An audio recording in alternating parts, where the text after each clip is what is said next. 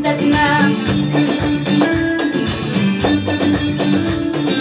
لازم فيها نحن نعيش رغم ظروفنا عشان ما نطيش. نشوف الدنيا وحال الدنيا، حالات الدنيا نكون اخوان، نعيش في وطننا نعيش بسلام.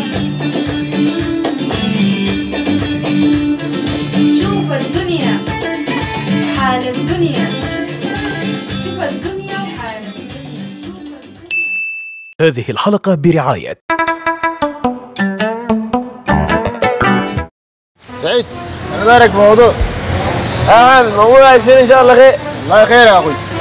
خلصنا احكي لي موضوعك. موضوع والله التقديم يا سعيد. تقديم شنو؟ التقديم بتاع اللوتري ده، ما سمعت بيه؟ اللوتري ده شنو؟ اللوتري تسافر امريكا مرة واحدة كده امريكا؟ امريكا مرة واحدة والله. برا السودان؟ برا السودان والله. سهلة ان شاء الله. لا سهلة والله. كيف ده؟ والله بس تقدم بالجواز. المشكلة في الجواز ده؟ كيف المشكلة في الجواز؟ ما عندك جواز؟ ما عندي والله. عندي شهادة تسنين. يا اخي شهادة تسنين يا سعيد يا اخوي، دي والله ما بتطلع لك شريحة ذاته اصلا. شهادة تسنين ما بتوديني امريكا؟ ما بتوديك والله الا جواز. ودي حلوها كيف؟ ما تمشي الجوازات تطلع الجواز. ما عندي قروش. كيف ما عندك قروش يا سعيد؟ البهايم والبيوت دي كلها امشي بيع لك بهيمة. ابيع بهيمة عشان اطلع جواز؟ ما يطلع لك جواز كله ب 170. انت داير ابوي يقتلني ولا ما بقتلك والله يا سعيد اخوي، لكن اقول لك حاجة.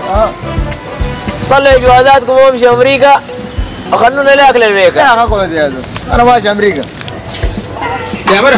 يا مرة بسم الله. مالك؟ كيف؟ في شنو؟ بخير. عندي لك خبر سمح. خبر شنو كمان؟ انا قدمت لللوتري. لوتري؟ قدمت اللوتري. جاي مشيت الصباح في المكتب، مشيت قدمت اللوتري وقال لي يا اخي اذا قبلك بقوم بتصل عليه تليفون. طب علي لكن من مالك؟ كيف يعني لوتري؟ مرة بدل احنا قاعدين نازحين وما لاقيين حق الاكل بتاع، قلت انا اقدم لللوتري. يا اخي باقي القروش اللي عندنا انت تمشي تقدم بها لوتري؟ يا اخي تخليكي مزونه متفائله، يعني في اللوتري ده حظوظ. يا اخي في ناس لهم 20 سنه وشالهم للان.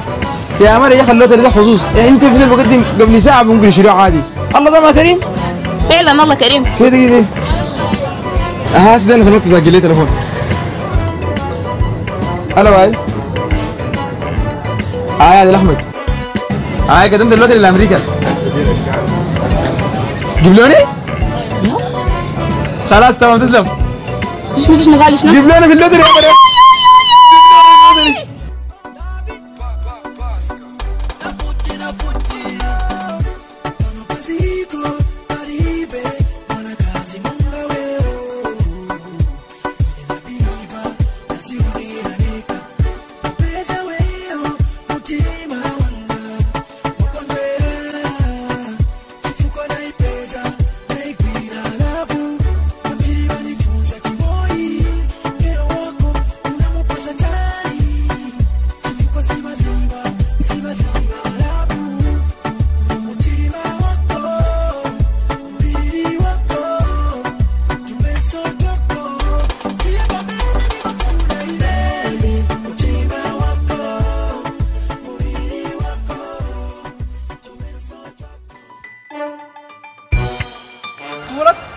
جابك امريكا شنو؟ جابنا امريكا شنو؟ انا جاي اشيل حق الايجار.